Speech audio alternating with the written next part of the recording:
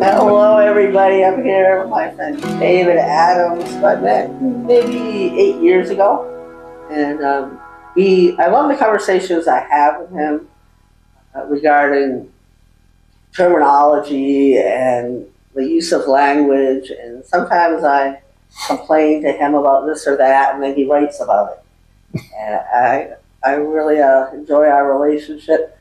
David, do you want to talk about a little bit about what we're going to talk about today? The word psychosis? Sure, yeah. I was just going to say I really enjoy our conversations too, and I'm influenced by them. You mentioned language. I should maybe mention that I'm an English teacher. I teach English literature, and so I'm very sensitive to the use of words, its use of language, and I think that's part of what I bring to the HVN movement, the Hearing Voices movement as well. So I think that's what we're going to talk about. I've been paying attention especially to the word psychosis and the different ways that is used. I think I became sensitive to the use of the word psychosis partly as a result of facilitating the friends and family groups. You and I were the original facilitators for those groups in the United States on Zoom. And in the charter for the U.S. HVN group or organization, there's an understanding that we avoid pathologization of people's experiences, right? There's no assumption of illness. Also, as part of that, facilitators are encouraged to avoid using clinical language. And I've always had this strong, intuitive objection to the word psychosis as being a clinical term with no positive implications. And for me, it's like, it has no meaning. Like, I'll ask people, what does that word mean? And in fact, I was doing a webinar with a clinician on it. He asked me, what is your problem with that word? And I said, well, you tell me what it means. He goes, it means you're doing something that scares me. I said, yep, that's my problem with the word. It's all about your fear versus what I'm doing. Mm-hmm. Recently, the most consistent element of definitions is that psychosis involves some sort of break with reality. And for me, that definition immediately raises more problematic questions like, whose reality? What sense of reality? And who decides that? Who determines that exactly? And there's a whole cultural context to defining reality. Right. And so in one setting, you might be doing what's expected. Like, what's coming to mind is like going to a Pentecostal church. You don't get to leave until the Spirit moves the room. Right. People have to get slain in the Spirit. Might be people talking in tongues. Right. But if you step outside of the church, you do that on the sidewalk, there's a different reaction. Exactly. So context matters. Yeah, yeah.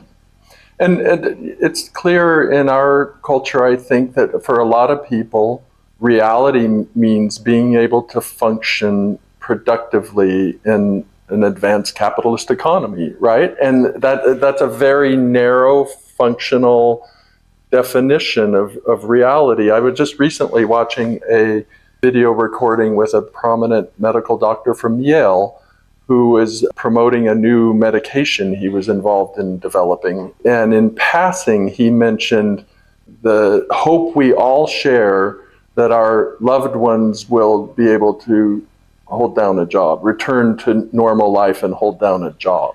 And I'm thinking, that's not exactly the hope we all share. That's not my definition of reality. And the problem is, I think that's often what's the unstated background to the use of a word like psychosis. I'm writing now about the concept of UBI, Universal Basic Income. And the fact is, we can afford to provide everyone with a basic income that lets them not worry about housing. And then imagine the kind of healing that allows, the kind of creativity it unleashes, and the broadening of the sense of reality. Yeah, it kind of goes down a path of like, what is value? So is parenting values, right? Is just helping people out, not for pay, mutual support is that value, right? So it's not to say that people don't benefit from having value, meaning, purpose, and connection, right? But that it doesn't, wouldn't it be great if it wasn't just financially through your driven? job, right? Yeah. What are the origins of that word? Oh, wow. It goes back to the early 19th century. There's a line I just love by a historian who's written an article about the history of the term. There's some good academic work out there on this if you want to get into more detail. But he warns, this wonderful quote, to study the history of the word psychosis is like following a mad traveler with only an unreliable narrator as a guide. And I love the way the psychosis, which is used to label people as mad, that itself in his hands becomes the source of madness. But I would start my history in 1980 with the third edition of the DSM, the Diagnostic and Statistical Manual. That's been called the Psychiatrist Bible. It's put out by the American Psychiatry Association and updated every decade or two. Can I ask why it's called a Bible? Well, it's where all of the official diagnoses come from. And it's what insurance companies depend on when they cover, which they often don't, when they cover psychiatric conditions. It's all of the mental, quote unquote, health diagnoses. When I think of Bible, I think about how different books or narratives got voted in to make the Bible. Right. And when I think of the DSM, how do we figure out what's in there? Right. People vote. Yeah. And so homosexuality was in there, and then it was out. Right. Asperger's was in there, then it's out. Right. And the meaning of the different diagnoses change over time. Very much so, right. But the other thing that makes me think about it is like, it doesn't sound scientific. No, right. When you say it's a belief system, right, but not necessarily based on hard science. One of the best illustrations of this for me, I mean, there's a lot of good illustrations like the ones you mentioned, but the transformation, the change from the second edition of the DSM, which was like 1968, I think, or so, to the third edition in 1980, it's just a completely different document. And all the diagnoses changed completely. Generally recognized as an attempt of psychiatry to establish itself as a science. And up through the second edition, the DSM was filled with psychoses, were the official diagnoses. The word psychosis was banned from the third edition in 1980, and it was replaced systematically by disorder, the word disorder. And to this day, we're up to the DSM-5 now, to this day, this diagnostic manual is full of disorders, not psychoses, primary disorders. Does it have a definition of psychosis in it? No. That's what blows my mind. It blows my mind too. And there's a glossary in these where major terms are decided, and the term psychosis has disappeared from the glossary. Research scientists use the word psychosis without ever defining it in their research articles. And the reason is because there's these measures of psychotic symptoms using the adjective. Right. And meaning some kind of break with reality usually. And because what I assume is happening here is that because the researchers are taking subjects with psychotic symptoms, they assume there must be something called psychosis. And they use that term freely without ever defining it. Right, which also, what I've seen, or maybe an assumption, it's a garbage pail. Yeah. Anything I see somebody doing that it doesn't make sense to me gets dropped in there. And so when you're talking about symptoms, sometimes the symptoms are more based on the observer than the person. Because there might be a cultural context, there might be a trauma context, but it's a way of saying, oh, I'm going to put this label on it and not be curious. Mm-hmm. Not figure out what's going on, why it's going on, right. How did we get here? Right. We're just going to label it that way and try to drug it away. Right. Right? Yeah. Now, who's crazy? Yeah, who has a detachment from some reality, the critical reality, right. Yeah. Part of what's so insulting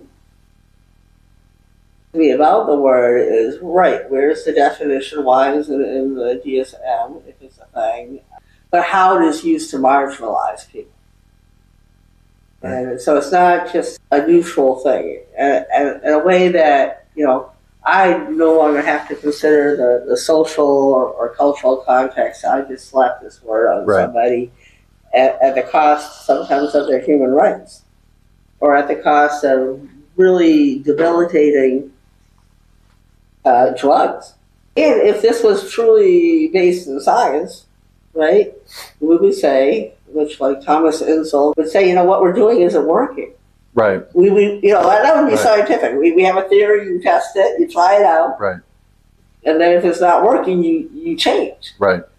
Now you can change the DSM, but if you're not changing the approach, right, you're not getting good results. We are sometimes sold this sort of enlightenment view of psychiatry that we've gotten better and better and more scientific, right? We know more and more about the brain.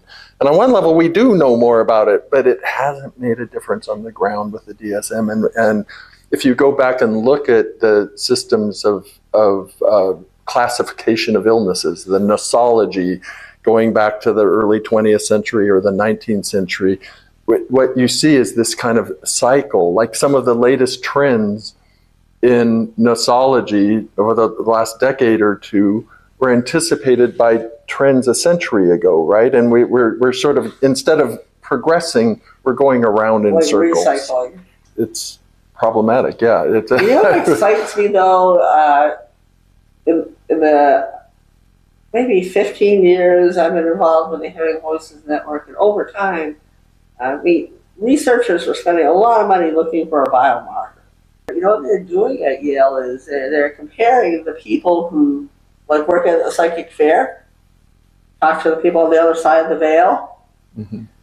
who hear voices, maybe have visions, mm-hmm. Have unusual beliefs maybe, mm-hmm. with people who have the same things but get labeled. Mm-hmm. And see how does one set of people navigate this experience mm-hmm. in a way that doesn't disrupt having life. The other people end up in a system. That to me is more useful to say, what are the differences? And that there are many different experiences out there. And mm-hmm. not to, I found the cause. No, I think there's probably a lot of reasons why people might have different perceptions. And something I find fascinating in my sensitivity to words and language is the way in which derogatory terms or stigmatized terms about people are sometimes reclaimed and sometimes not. Hence the Hearing Voices movement. For example, yeah, but I think adjacent fields sometimes are very interesting about that. For example, the word queer. Absolutely. Has become a reclaimed word in form of pride, or even gay. We have gay pride, and within the field of mental well-being, we have madness. We have mad pride, right? And that term has been reclaimed. But the same. It's interesting with the word psychosis. One of the most brave and interesting attempts to reclaim that is Emma Goude's memoir. I'm not sure if I'm pronouncing her name correctly, but the Goude. And she has published a memoir called My Beautiful Psychosis. Yeah. And yet, I've read that carefully, and I've listened to some webinars with her, and I think ultimately she confesses to a kind of shortcoming or failure in there. In the memoir itself, she calls her use of the term of the psychotic a fucked up form of protest, like a kind of overreaction. Right. We have a mad pride, but we don't have a psychosis pride. And why I do you don't think that we're is? going to. Why? I think part of it is because science, quote unquote, has such a tight clamp on that even lay people who use the term, or people with lived experience who use the term, use it as a kind of clinical term. So you can't proscribe the use of certain words. I don't believe you can police a language that way. So I'm not naive about thinking we can just ban the word psychosis. But for me personally, there's no situation or context in which I can use that word. I'm a little sensitive or cautious talking about this sometimes because there are people who I feel allied with on a lot of issues, and I know their intentions are very good, and a lot of my criticism of the word can end up coming across as criticism of these people I want to be working with, and I'm not meaning this to be a personal attack or to open up a breach between us necessarily, but I do want to call attention, make more people more conscious of these things. So one instance of this is that I noticed a lot of the progressive organizations that you and I often work with have started, partly maybe in response to our objections or concerns, they've started, instead of using the word psychosis by itself, they've started using the more cumbersome phrase, experiences commonly known as psychosis, or something to that effect. Commonly labeled psychosis. And that's a way of, it's a step in the right direction, because it's a way of calling attention to the word psychosis and what gets labeled that and how it gets labeled that. And it's a way of sort of putting psychosis in scare quotes, and yet it also suggests we don't have an alternative for the term psychosis, so they still have to use it in this phrase. And I think there are alternatives. I think we need to do the work to find more meaningful alternatives and more appropriate alternatives. And it may not be the same alternative. It won't be the same alternative in every case. You don't want the garbage can, right? Where you just throw a whole bunch of experiences in there. In one place, it may be an emotional crisis. In one place, it may be a spiritual emergency.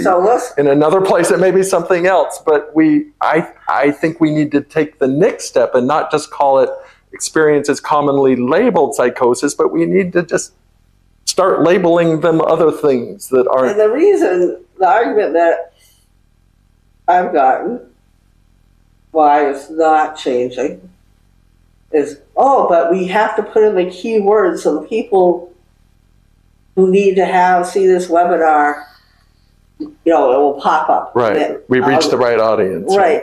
And then the other thing is, it's too much work, too many words.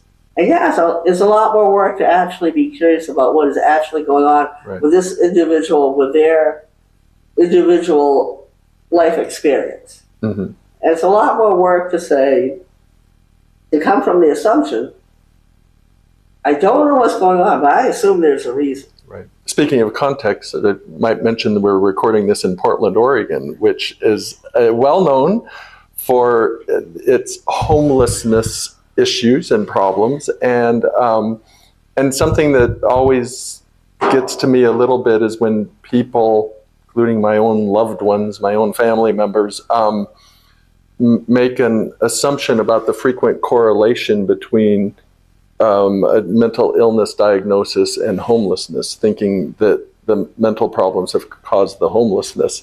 And there's a lot of evidence out there, including evidence provided by people who have been unhoused, that what most causes homelessness or the unhousedness is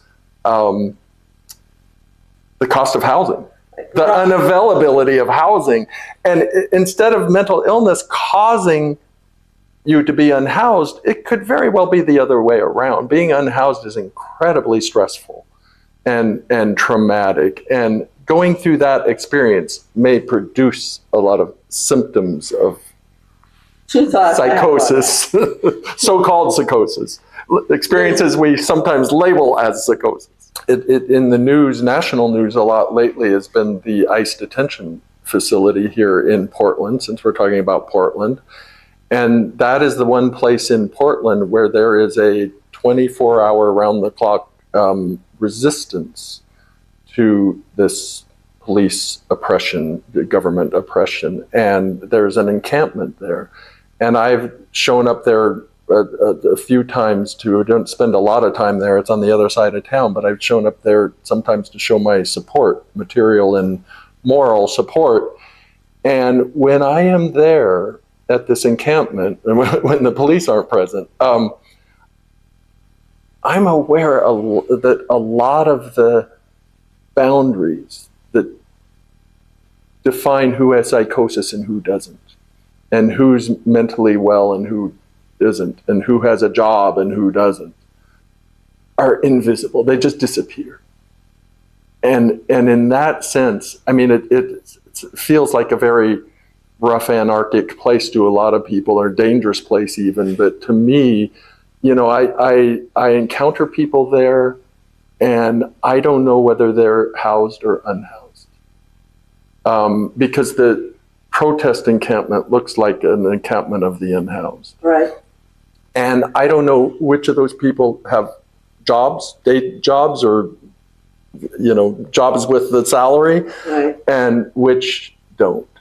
And I don't know which of those people hear voices and which don't. You know, and yet they're all bound together, paradoxically, by their resistance to oppression, you know, in this attempt to impose a very narrow idea of reality. But to me, that, like the Hearing Voices community, that's a kind of utopia down there in that protest community, because people are just accepted, and they're just trying to figure it out. Yeah, it's not a place that requires a clear differentiation between who has schizophrenia and who doesn't, right? Who's psychotic and who isn't? Who has a job and who doesn't?